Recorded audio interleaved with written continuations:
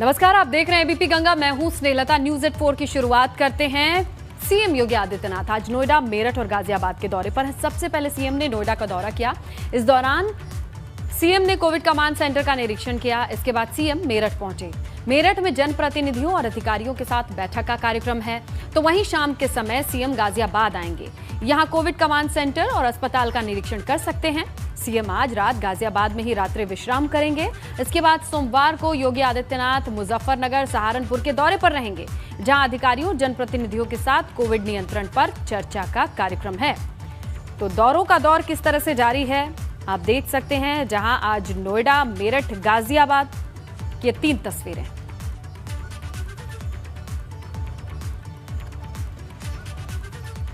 लीजिए, खबर मिल रही है कि मेरठ पहुंचे हैं सीएम योगी। कोविड कमांड सेंटर का निरीक्षण कर रहे हैं। जनप्रतिनिधि, अधिकारी साथ में मौजूद हैं, उनसे चर्चा कर रहे हैं। यहां पर मीडिया से भी रूबरू होंगे सीएम, ये भी कार्यक्रम सामने आ रहा है। तो सीएम के पहुंचने की खबर मिल रही है। जैसा तय कार्यक्रम के हिसाब से नोएडा से निकले थे, जानकारी अब ये मिल रही है कि मेरठ में सीएम पहुंच चुके हैं। चलिए, बाकी जानकारी सुधीर से लेते हैं। सहयोगी हमारे साथ फोन लाइन पर मौजूद हैं। सुधीर, बताइए इस वक्त कहां है सीएम योगी? देखिए स्नेहलता, इस वक्त यहाँ पर अधिकारियों के साथ और जनप्रतिनिधियों के साथ बैठक चल रही है और इस बैठक के बाद वो पत्रकारों के साथ रूबरू होंगे। पत्रकारों के साथ रूबरू होने के बाद यहाँ से सीधा ग्रामीण क्षेत्र की तरफ निकलेंगे, जहाँ पर कोरोना संक्रमित गांव का, किसी भी गांव का निरीक्षण करेंगे। जी स्नेहलता, तो ये कौन सा गाँव होगा अभी नहीं पता है?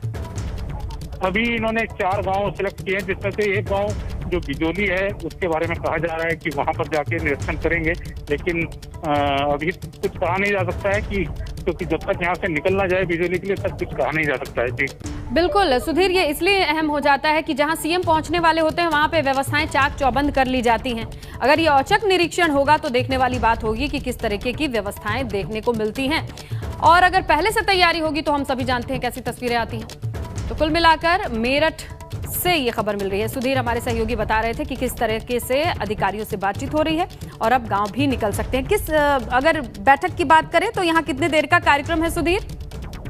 देखिए, अभी ही पहुंचे हैं, लगभग 10 मिनट हुए यहाँ पर पहुंचे हुए। इससे पहले उन्होंने कोविड कंट्रोल सेंटर का जो है निरीक्षण किया था। निरीक्षण करने के बाद अभी यहाँ पर फिलहाल पत्रकारों के साथ बातचीत करने के उद्देश्य से यहाँ पे डेस्क लगाई जा रही है, जहाँ पे वे पत्रकारों से बात करेंगे। इससे पहले यहाँ पे अंदर मीटिंग चल रही है, जो जिसमें जनप्रतिनिधि और अधिकारी सब मौजूद हैं, जहाँ मीटिंग चल रही है। इसके तुरंत बाद बाहर निकल करके, और ये गाँव की बात मैं बता दूं कि कल से ही उस बिजोली गाँव की कायाकल्प करने का काम एक तरीके से चल रहा है। बिल्कुल सुधीर, अब जैसे ही मीडिया से बातचीत करेंगे वो तमाम बातें हमारे सामने होंगी। मेरठ कोरोना से बहुत परेशान रहा है, अभी भी है, और ब्लैक फंगस के भी वहां पे बहुत सारे केसेस है। देखते हैं किस तरीके की बातें निकल के आती हैं। आपका शुक्रिया तमाम जानकारी के लिए। तो जनप्रतिनिधियों के साथ, अधिकारियों के साथ बैठक करेंगे। मेरठ में इस वक्त सीएम मौजूद है। मेरठ की स्थिति कोरोना के मामले में बहुत अच्छी नहीं रही है, और ये लिखिए सीधी तस्वीरें आ चुकी हैं जहां सीएम योगी मौजूद हैं।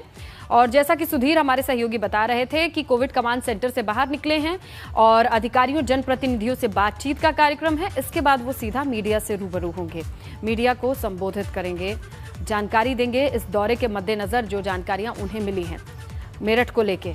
और ये तस्वीरें मेरठ से सीधी आप देख रहे हैं। और ये देखिए, कोविड अस्पताल का निरीक्षण, तमाम डॉक्टर, अधिकारी मौजूद हैं, बातचीत करते हुए, ये समझते हुए। यहाँ इस अस्पताल की तस्वीरें हमारे सामने हैं जहाँ खुद सीएम मौजूद हैं। बेड, ऑक्सीजन और तमाम व्यवस्थाओं का जायजा लेते हुए खुद मौजूद हैं। ये तस्वीरें सीधी आ रही हैं मेरठ से, जहाँ से कुछ देर पहले ही पहुँचने के बाद सीधे कोविड कमांड सेंटर पहुँचे और अब तमाम व्यवस्थाओं का जायजा लेते हुए नजर आ रहे हैं सीएम योगी आदित्यनाथ, और अधिकारियों से बीच बीच में बातचीत करते हुए। तमाम चुनौतियों का सामना, ये कोरोना काल चुनौतियों से भरा रहा है स्वास्थ्य महकमा के लिए, तमाम कर्मचारियों के लिए, तमाम अधिकारियों के लिए। तो इस चुनौती में मेरठ में कैसे पार पाते तमाम अधिकारी आगे आ रहे हैं, ये तमाम चीज़ें वो समझने की कोशिश कर रहे हैं, वो समझा रहे हैं किस तरीके से कमांड सेंटर काम कर रहा है, किस तरीके से अस्पताल काम कर रहे हैं, जो संख्या है, जो फ्रंटलाइन वर्कर्स हैं, जो हेल्थ वर्कर्स हैं, वो कैसे चीज़ों को संभाल रहे हैं, ये मुश्किल दौर है इन तमाम कर्मचारियों के लिए भी जिन्होंने ज़रूरत से ज़्यादा शिफ्टें की हैं।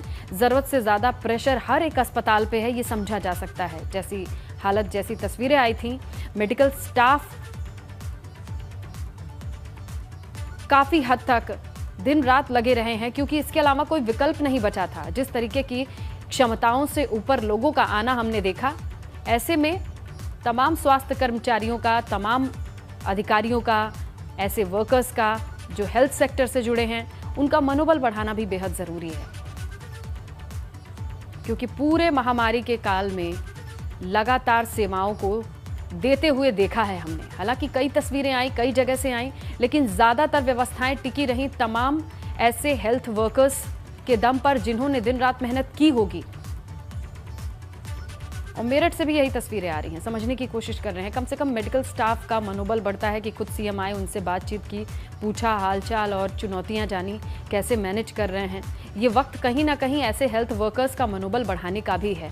ज़रूरत से ज़्यादा काम करना, थकान होना, हालांकि उसके बाद भी आना, लोगों की ज़िंदगी बचाना, ये वक्त आसान नहीं रहा है इस महामारी के दौर में, जो हमेशा याद रखेंगे इस समय ड्यूटी देने वाले तमाम हेल्थ वर्कर्स।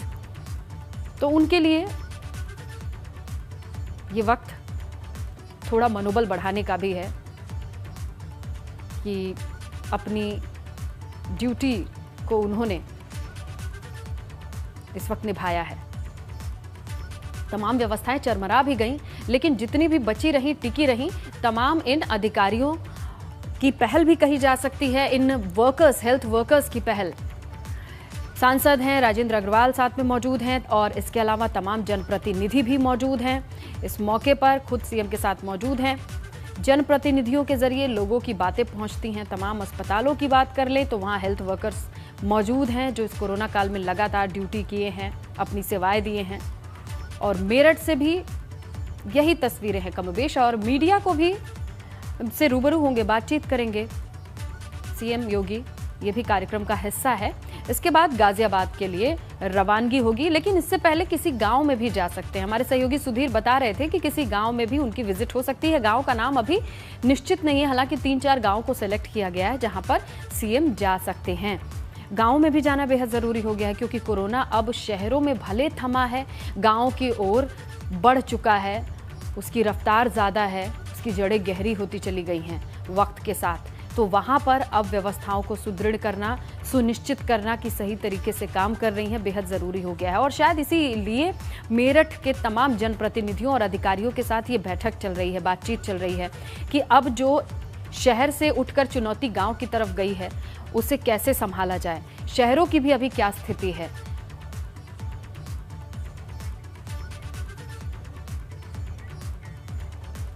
तो इस बैठक में तमाम अधिकारी और मंत्रीगण मौजूद हैं।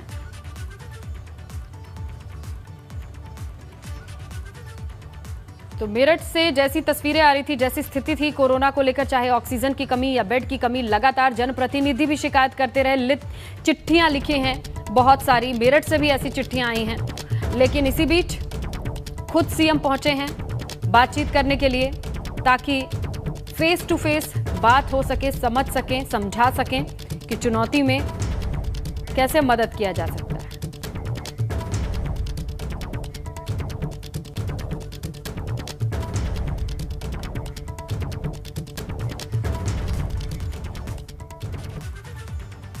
तो कोरोना की संभावित तीसरी लहर से निपटने की तैयारी यूपी सरकार ने तेज कर दी है। सीएम योगी आदित्यनाथ नोएडा पहुंचे थे, जहां उन्होंने जिला प्रशासन के कामों की समीक्षा की।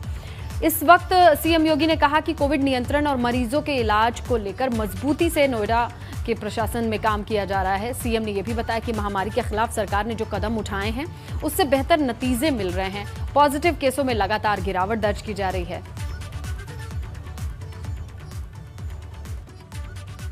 हम लोगों ने टेस्ट एंड ट्रीट के लिए अर्ली एंड एग्रेसिव कैंपेन पूरे प्रदेश के अंदर चलाया और उसका परिणाम हम सबके सामने है। अगर हम गौतम बुद्ध नगर जनपद की बात करें तो गौतम बुद्ध नगर जनपद में यहां पर 27 अप्रैल को 10,000 से ज्यादा पॉजिटिव केस आए थे और आज 400 से कम है। एक अभियान पूरे अभियान को लेकर के हम लोगों ने वो किया है और उत्तर प्रदेश के अंदर 24 अप्रैल को 38,055 पॉजिटिव केस आए थे। 30 अप्रैल को प्रदेश के अंदर सर्वाधिक एक्टिव केस थे, वो थे 3,10,000। आज उत्तर प्रदेश के अंदर पिछले 24 घंटे के अंदर जो पॉजिटिव केस आए हैं वो 10,600 हैं और एक्टिव केस अब प्रदेश के अंदर घट करके 3,10,000 से घट करके अब 1,63,000 पे आ गए। भारत सरकार के सहयोग से राज्य सरकार की मशीनरी ने अपने सभी जनप्रतिनिधियों, प्रशासनिक तंत्र और सभी संगठनों संस्थाओं के सहयोग से आज हम प्रतिदिन 2.5 लाख से लेकर 3 लाख टेस्ट प्रतिदिन प्रदेश के अंदर कर रहे हैं। ऑक्सीजन की कमी कहीं न होने पाए।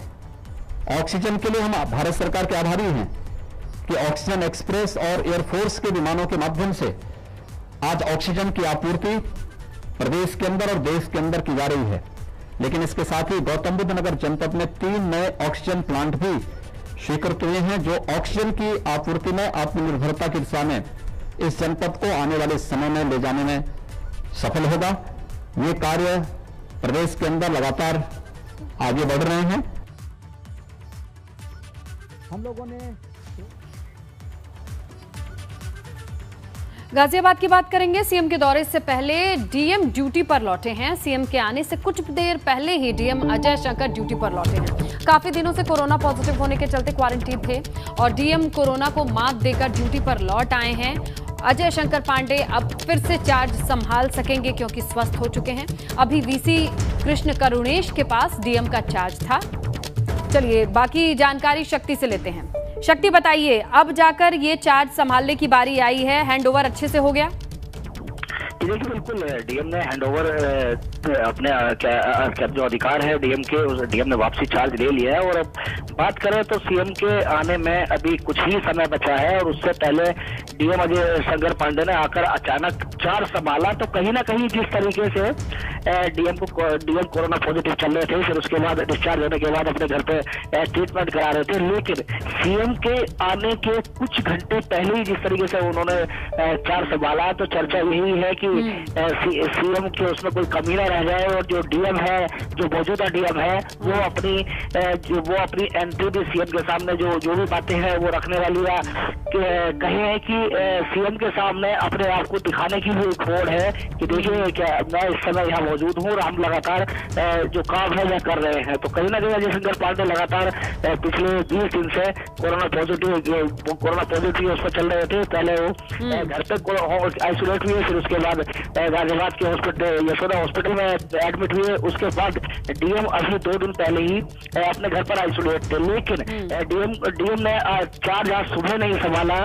डीएम ने जो चार्ज संभाला है वो अभी कुछ देर पहले ही संभाला है, जबकि डीएम को अगर चार्ज संभालना था तो कल संभाल लेना चाहिए था, क्योंकि जो व्यवस्था थी अच्छी तरह से, जो भी व्यवस्था थी, जो भी ब्रीफिंग थी सीएम के आने से पहले, तो उसमें डीएम मौजूद रहते। बिल्कुल, आम लोगों की व्यवस्थाएं अब तक कृष्णन संभाल रहे थे, सीएम की व्यवस्थाओं को देखने के लिए अब डीएम आ चुके हैं। शुक्रिया शक्ति। उत्तराखंड में 7 दिन बढ़ाया जा सकता है कोरोना कर्फ्यू। लगातार बढ़ रहे कोरोना को देखते हुए ये लॉकडाउन बढ़ सकता है। सीएम तीरथ सिंह रावत का ये बयान है कि 7 दिनों के लिए कोरोना कर्फ्यू को बढ़ाना पड़ सकता है। जैसे हालात हैं अभी उत्तराखंड में, इसे देखते हुए कोरोना के कहर को, आंकड़ों को भांपते हुए अंदाजा लगाया जा रहा है कि सीएम ये फैसला ले सकते हैं। कोरोना कर्फ्यू 1 हफ्ते के लिए आगे बढ़ाया जा सकता है। जैसे कि हम जानते हैं उत्तर प्रदेश में भी ये 1 हफ्ते के लिए बढ़ाया जा चुका है, दिल्ली में भी 1 हफ्ते के लिए बढ़ाया जा चुका है, जबकि दिल्ली में परिस्थितियां कंट्रोल में आ चुकी हैं। लेकिन उत्तराखंड की अगर आप बात करेंगे तो हालात अभी काबू में बिल्कुल नहीं है।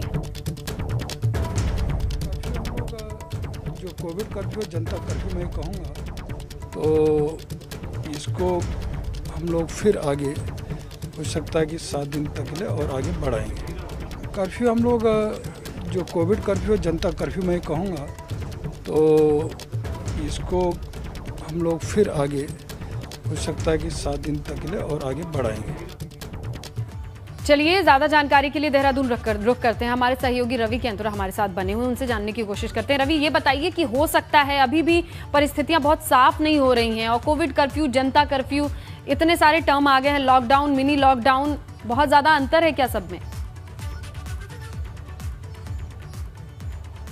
बिल्कुल सुनीता, देखिए जिस तरीके से उत्तराखंड में लगातार कोरोना के मामले बढ़ते जा रहे हैं और सीएम ने अब ये साफ तौर पर संकेत दे दिए हैं कि 7 दिन के कोरोना कर्फ्यू को बढ़ाने के लिए सरकार लगभग ये निश्चय कर चुकी है, यानी कि 25 तारीख की सुबह तक अब कोरोना कर्फ्यू लगा दिया जाएगा, क्योंकि लगातार मामलों में इजाफा हो रहा है और अभी बिल्कुल भी जो कोविड की स्थितियाँ हैं वो कंट्रोल में नहीं है। तो ऐसे में अगर हम कहें तो जो 7 दिनों का और कोरोना कर्फ्यू बढ़ाया जाएगा, ये भी हो सकता है कि ये और ज़्यादा सख्ती के साथ बढ़ाया जाए। और इस पर खासतौर पर यह भी बात सामने आ रही है कि जो शादी समारोह हैं लगातार जो हो रहे हैं उसमें सोशल डिस्टेंसिंग और कहीं ना कहीं नियमों का उल्लंघन हो रहा है। तो ऐसे में चाहे हम अगर बात करें तो जितने भी लोग शादी में शामिल होंगे, क्योंकि 20 लोगों को इजाज़त है, तो ऐसे में उन सभी लोगों को भी आरटीपीसीआर नेगेटिव रिपोर्ट करानी होगी, अपने नाम संबंधित जिले में जिलाधिकारी को देने होंगे और उसके बाद इस पूरी लिस्ट को शादी में अनुमति मिल सकेगी। तो काफ़ी सख्तियाँ रहेंगी। अगर अभी तक की हम बात करें तो आखिर में 11 मई से 18 मई तक अभी जो कोविड कर्फ्यू है वो प्रदेश में लागू है, लेकिन 18 मई की सुबह ये 5 बजे खत्म हो जाएगा। लेकिन अब एक हफ्ते उत्तराखंड में कोरोना कर्फ्यू को बढ़ाया जाएगा, जिसमें मुख्यमंत्री ने कहा है कि अभी इस तरीके की सिचुएशन है कि कोरोना कर्फ्यू को बढ़ाया जाए। लेकिन अगर हम ग्राउंड पर भी अगर बात करें तो लगातार कोरोना के मामले अभी तेजी के साथ बढ़ रहे हैं। अच्छा रवि, ये बताइए कि ये पिछले एक हफ्ते को चलिए एनालिसिस करते हैं, संडे टू संडे अगर आते हैं तो कैसा रहा है इसका असर? इस हफ्ते का कैसा रिपोर्ट रहा है ग्राउंड पे, लोगों ने कितना माना है इस कर्फ्यू को?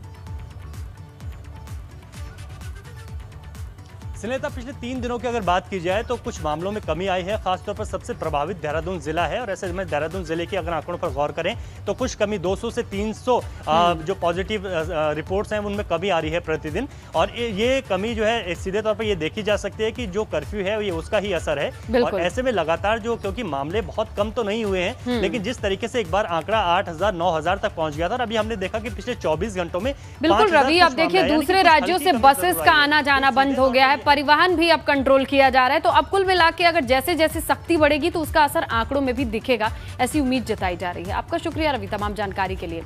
तो उत्तराखंड के राज्यसभा सांसद अनिल बलूनी की आप बात करें तो कोरोना महामारी के दौरान प्रदेश के लिए वो लगातार मदद का काम कर रहे हैं।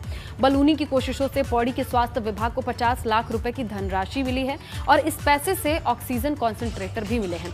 ऑक्सीजन कॉन्सेंट्रेटर से कोरोना काल में मरीजों को काफी फायदा होगा। इनकी मदद से कुछ 20 ऐसे बेड हैं कवर किए जा सकते हैं जो ऑक्सीजन कॉन्सेंट्रेटर पौड़ी के साथ चमोली, रुद्रप्रयाग के मरीजों के लिए भी काम आएंगे। आपको बताएं कि बलूनी ने इस कोरोना की महामारी के दौरान लोगों की मदद करने के लिए अथक प्रयास किए हैं। अपने निजी संबंधों के दम पर उन्होंने ऑक्सीजन मंगवाई। उत्तराखंड, यूके में रह रहे उत्तराखंड के तमाम लोगों ने ऑक्सीमीटर और सुविधाएं भिजवाई और अब देखिए ऑक्सीजन कॉन्सेंट्रेटर भी भिजवाए। श्री अनिल बलूनी जी द्वारा हम लोग को जो है 50 लाख रुपये का धनराशि का सामग्री क्रय करने का अनुमति दिया था।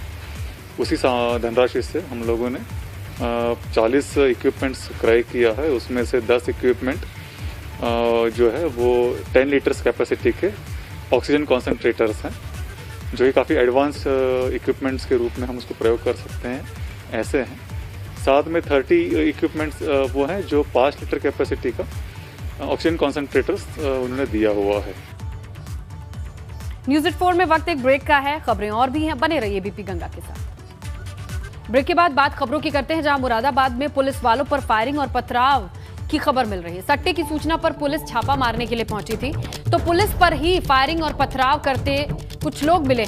दोनों तरफ से कई राउंड फायरिंग हुई, कुछ आरोपी गिरफ्तार भी हुए हैं। कटघर थाना इलाके के 10 सराय चौकी की यह घटना है। सट्टेबाजी पर एक्शन लेने के लिए पुलिस गई तो पुलिस के ऊपर हिम्मत देखिए, जहां पथराव भी होता है और गोलियां भी चलती हैं। कटघर थाना इलाका 10 सराय चौकी की ये वारदात। चौकी 10 सराय में जुआ और सट्टे की सूचना थी, इसमें पुलिस टीम को भेजा गया था। कार्रवाई के दौरान इन पर पथराव और गोली चलाई गई। इसमें तुरंत रिइंफोर्समेंट भेजा गया। मौके से 3 अभियुक्तों को हिरासत में लिया गया है। इसमें जांच की जा रही है। यहाँ पे सर्च और कॉर्डन ऑपरेशन अभी चलाया गया। चलिए ज्यादा जानकारी उबैदुर रहमान हमारे सहयोगी से लेते हैं। उबैदुर, ये बताइए कि कितने मतलब शक्तिशाली नेक्सस से कब से काम कर रहे हैं ये लोग कि इनके पास फायरिंग के लिए व्यवस्थाएं हैं, पथराव कर रहे हैं पुलिस पे? देखिए स्नेहलता, मैं आपको बता दूं कि मुरादाबाद के कटघर थाना इलाके की दसराय जो पुलिस चौकी है उसके करीब का ये मामला है। पुलिस को जो सूचना मिली थी उस पर पुलिस की एसओजी टीम और कुछ पुलिस वाले वहां पर पहुंचे थे। इस दौरान जो सट्टेबाज थे उन्होंने और पुलिस के जो एसओजी टीम के जवान थे उन्होंने दोनों तरफ से फायरिंग हुई है और इसमें 3 लोगों को अभी तक हिरासत में ले लिया है पुलिस ने। जो घटना स्थल है वहाँ पर ये परिवार बताया जाता है कि कई वर्षों से सट्टे का बड़ा काम करता है और इस परिवार के लोग काफ़ी आपराधिक छवि के हैं, तो और पुलिस कर्मियों से भी वो भिड़ गए। तो आप समझ सकते हैं कि जो सट्टेबाज हैं उनके अपराधियों के साथ में कितने ज़बरदस्त लिंक हैं और किस तरह से वो हावी हो रहे थे। लेकिन जब भारी मात्रा में पुलिस फोर्स पहुंचा है मौके पर तो कुछ लोग वहां से फरार हो गए, भाग गए और कुछ को पुलिस ने जो है हिरासत में ले लिया है। फिलहाल मौके पर आप जो है कानून व्यवस्था जो है वो देखते हैं कि आगे किस तरीके की कार्रवाई होती है, क्योंकि शय मिलने के बाद ही इतना मजबूत नेक्सस बनकर तैयार होता है। आपका शुक्रिया उबैदुर तमाम जानकारी के लिए। देवरिया में लड़की वालों ने दूल्हे सहित बारातियों को बंधक बना लिया। खबर यह है कि बारात में लड़के वालों की तरफ से नकली जेवर लाए गए। इस खबर का पता जब लड़की वालों को चला तो उनका गुस्सा फूट पड़ा। हंगामे की सूचना पर पुलिस पहुंची।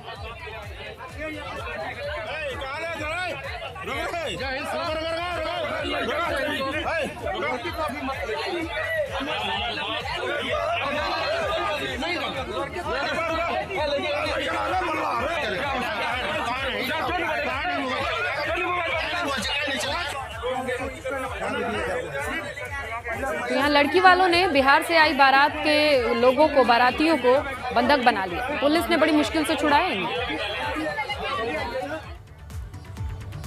सोनभद्र में चोरों ने मंदिर को ही निशाना बना डाला। चोरों की ये करतूत सीसीटीवी में कैद हो गई है, जिसके बाद पुलिस इन चोरों की तलाश कर रही है। रॉबर्ट्सगंज के जिस सोमनाथ मंदिर में चोरी हुई है वो कोतवाली से सिर्फ आधा किलोमीटर की दूरी पर है। ऐसे में पुलिस की गश्त पर भी सवाल खड़े होते हैं। इससे पहले साईं अस्पताल में भी चोरों ने वारदात को अंजाम दिया। कहते हैं कि रॉबर्ट्सगंज इलाके में आए दिन चोरी होती रहती है। लॉकडाउन की वजह से दुकान मालिकों में अब दहशत का माहौल है। यूपी में कई जेल ओवरलोड की स्थिति में, मतलब जेल में जितने कैदी होने चाहिए मौजूदा वक्त में उससे कई गुना ज्यादा रखे जा रहे हैं। उदाहरण के तौर पर मथुरा जेल का हाल आपको बताते हैं। मथुरा जिला कारागार में क्षमता से 3 गुना ज्यादा कैदी बंद हैं। इस जिला जेल की क्षमता 554 कैदियों की रखने की है, लेकिन इस समय जेल में 1600 से ज्यादा कैदी बंद हैं। हालात ये है कि जेल में सोशल डिस्टेंसिंग संभव ही नहीं है। कई कोरोना संक्रमित मिल चुके हैं। कोर्ट ने आदेश दिया था कि जिसके बाद 5 महिला समेत 43 कैदियों को रिहा किया गया। अब तक 86 कैदियों को रिहा किया जा चुका है, जबकि 78 कैदी अंतरिम जमानत और 8 कैदी पैरोल पर बाहर हैं।